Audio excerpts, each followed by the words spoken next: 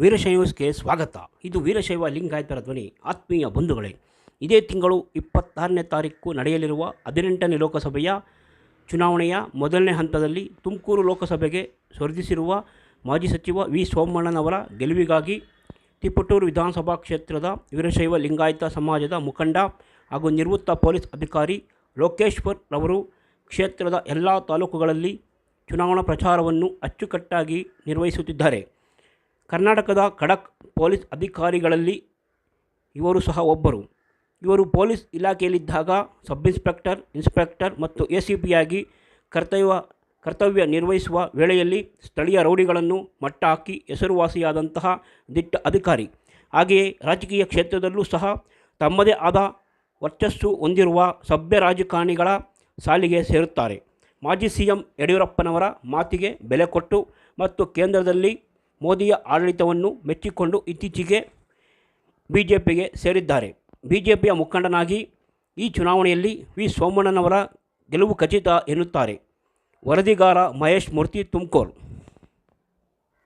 ಅದೇ ಸರ್, ಹೆಂಗಿದೆ sir BJP trend Tumakuru ಜಿಲ್ಲೆಯಲ್ಲಿ ಈಗಿನ ಪರಿಸ್ಥಿತಿಯಲ್ಲಿ ಸೋಮಣ್ಣ ಅವರು ಒಂದು 10% ಮುಂದಿದ್ದಾರೆ. ಮತ್ತು ತಿಪಟೂರಿನಲ್ಲಿ ಒಂದು 40,000 ರಿಂದ 50,000 ಲೀಡ್ ಆಗೋ ಮಟ್ಟಕ್ಕೆ ಇವತ್ತಿನ ಪರಿಸ್ಥಿತಿ ಕಾಣಿಸ್ತಾ ಇದೆ.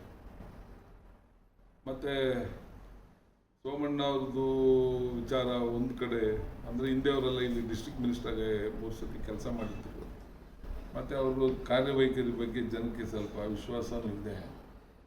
ಮತ್ತು 4 ಲಕ್ಷ ಚಿಲ್ಲರೆ ವೀರಶೈವ ಲಿಂಗಾಯತ ಮತದಾರರ ಮೇಲೆ ಇರೋದ್ರಿಂದ ಇಲ್ಲಿ ಮೊದಲಿಂದಲೂ ಸ್ವಲ್ಪ ಜಾತಿವಾರು ನಡೆಯೋದ್ರ ಜೊತೆಗೆ ಈ ಸತಿ JDS ಅವರು ಈ ಜೊತೆ ಮೈತ್ರಿ ಆಗಿರೋದ್ರಿಂದ ಈ ಜಿಲ್ಲೆ 2ನೇ ಅತಿ ಹೆಚ್ಚು ಮತದಾರ ಅಂದರೆ ಒಕ್ಕಲಿಗ ಸಮಾಜ.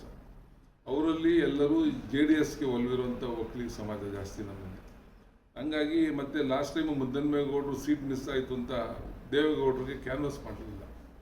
ಆ ಕೋಪ ನಮ್ಮ ಈ ಒಕ್ಕಲಿಗ ಸಮಾಜಕ್ಕೆ ಜಾಸ್ತಿ. ಅದ್ರ ಜೊತೆಗೆ ಈ KN ರಾಜಣ್ಣ ಅವರು ಈ ಮುರಳೀಧರ ಹಾಲಪ್ಪ ಅವ್ರ ಬಗ್ಗೆ ಸ್ವಲ್ಪ ಹಗುರವಾಗಿ ಮಾತಾಡಿದ ಸಂದರ್ಭಗಳೇನಾಗಿದೆ, ಈಗ ಕುಂಚಿಟಿಗ ಒಕ್ಕಲಿಗ ಅಂತ ಏನು ಲಾಸ್ಟ್ ಟೈಮ್ ದೇವೇಗೌಡರಿಗೆ ಓಟ್ ಹಾಕ್ದಲ್ಲಿ ಹಿಂದೆ ಉಳಿದಿದ್ರು, ಅವರೆಲ್ಲ ಇವತ್ತು ಮುದ್ದನ್ಮೇಗೌಡರಿಂದ ದೂರ ಸರಿದು ಸೋಮಣ್ಣಗೆ ಹಾಕಿಕೊಟ್ಟಿದ್ದಾರೆ ಅನ್ನೋದು ಒಂದು ವಿಚಾರ ಐತೆ. ಇವೆಲ್ಲ ಆ ಒಂದು ಆಧಾರಗಳಲ್ಲಿ ಹೇಳ್ತಾ ನಾನು ಒಂದು 10% ಸೋಮಣ್ಣ ಅವರೇ ಈಗಿನ ಪರಿಸ್ಥಿತಿಯಲ್ಲಿ ಮುಂದಿದ್ದಾರೆ.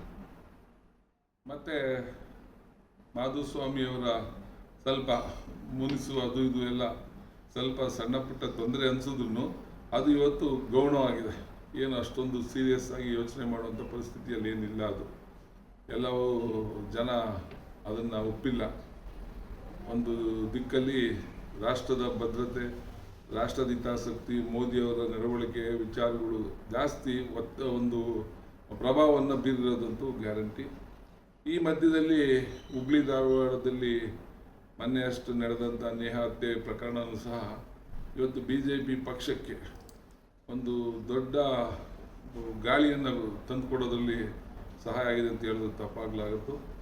ಅದರ ಜೊತೆಗೆ ಮುಖ್ಯಮಂತ್ರಿಗಳು ಮತ್ತು ಗೃಹ ಮಂತ್ರಿಗಳ ಹೇಳಿಕೆಗಳು ಸಹ ಅದೇ ಮಟ್ಟದಲ್ಲಿ BJPಗೆ ವರವಾಗಿ, ಕಾಂಗ್ರೆಸ್ಗೆ ಶಾಪವಾಗಿ ಇವತ್ತು ಯಾವ್ಯಾವುದೋ ಒಂದು 7-8 ಸೀಟ್ ಸೋಲ್ತೆ ಅಂತಿದ್ರು, ಅವೆಲ್ಲವೂ ಗೆಲ್ಲೋ ಸ್ಥಿತಿಗೆ ಬಂದ್ಬಿಟ್ಟಿದೆ.